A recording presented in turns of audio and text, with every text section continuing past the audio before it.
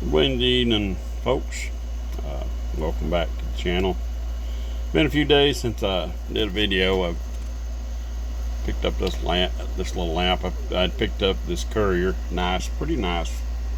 Just a Courier 23 by ECI. A few days ago, I think I might have been working on it during one of the last videos that I did, and I found this amp on there to match it. So I purchased it, even though it's had obviously some modifications done. Had some switches, had some holes drilled in it.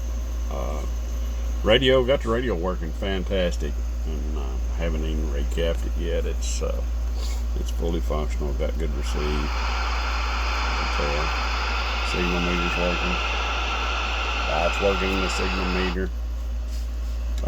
Does pretty good power on a 20-watt scale. Gotta turn my headphones down. Audio. So it's keying about 2 watts, swinging a little over 5. Unfortunately, the amp at this time is not fully functional. It comes on, doesn't do full power, and I'll explain that in a minute. But what they did, they left the on and off switch functional, and why they would do it, I don't know, but they use this as a high and low power switch, even though it's a 3-position switch. This is a sideband delay switch, and the amp will not work with the switch all the way up unless it's in sideband delay. The relays chatter. If you put it on in the center position, it's the same as having it on low. And I know if you watched any of my other previous videos, you've heard me complain a little bit about people making modifications to these radios, and it's not only cosmetic. Sometimes it can be dangerous, especially in the case of the amplifier where there's some higher voltage in it. This being one of those instances, and it's totally my fault. I'll make that clear right off the get-go. A lot of people, including me, get complacent about when you get around stuff, and a lot of times I get in a hurry too much. But anyway, to cut to the chase, I finally got around to taking this amp apart last night. When I got it, it only had one tube in it. I had the Bl-100 here that worked pretty good, and I took the tubes out of it, checked it. They both tested new old stock with both RCA tubes. So I put them back in it. When I finally figured that this was a power switch, got it fired up, I did see some modifications to one of the 2-stage can capacitors in here. It has 2. They had made some modifications to it. Had some just regular screws screwed in through the chassis, and I noticed that I didn't see a ground on that capacitor. And I went on with it very carefully. Obviously not careful enough, but did get it to key up. It's doing like 10-15 watts max. So I let it run a little while, and these old tram radios, and the Brownings in the background, they have the multi-stage can capacitors, and a lot of times if those capacitors are weak or have issues, they're warm to the touch. And I got in the habit, because I got used to doing it in these trams. There's voltage in the top of them. If you get in the board, they'll hurt you, but the top of those can caps do not have any voltage on them, and they're not supposed to. However, this one is not grounded. So it was sitting there running, and I thought, well, Don't really like the way they put that capacitor in there. I'm going to touch the top of the can caps to see if they're getting warm, because they had a lot of voltage on both legs. To be exact, one of them had 527 volts on it. It also had 527 volts on the top of the cap. It didn't take me long to figure out that I couldn't tell if it was warm because it knocked the daylights out of me. So arm kind of felt funny after that, and I looked down and every hair on my arm was standing up. But you know, once again, it was my fault. It was stupid.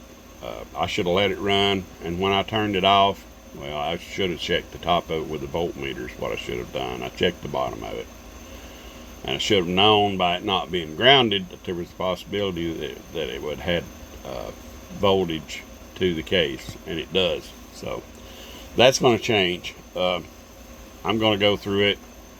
I'm going to get a schematic on it. You know, obviously I can't do anything about this unless I just find an old scrap amp that has a good face on it where I can take these switches off and put it back original. But another nice Courier. I have one just like this that's on the way, that's had some interesting modifications to it. Looks like somebody's put a variable power in it, so kind of interested in how they did that. And it looks pretty good to be. This is one of the modifications that you'll see that I don't mind, because they've actually done a pretty good job at it. They've put a black knob right here with a white marker on it. I'll have it here in a few days, and we'll test it, see how it does, and do a little in-depth research on it, and maybe even draw up some diagrams if it does decent wattage without damaging the radio, potentially damaging the radio. I may have me a pattern there, but I'm no electronic genius by any means. But yeah, we got another video coming up probably this afternoon on a nice Lafayette HL10C. It's HL10, it's HL10 or HE. Anyway, very nice radio. Very, very nice radio. I'm gonna do a little video on it. Thought I'd do a little short what to do and what not to do video on another nice Courier. That's a nice matchup, by the way. They look fantastic. If not for the switches, the amp would be in really, really good shape. As you can see, they match up very well.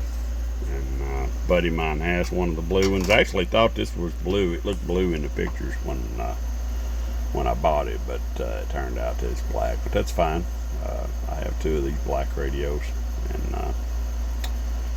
and once I get it going, it'll match up perfect to it, and I'll run it with it, no doubt.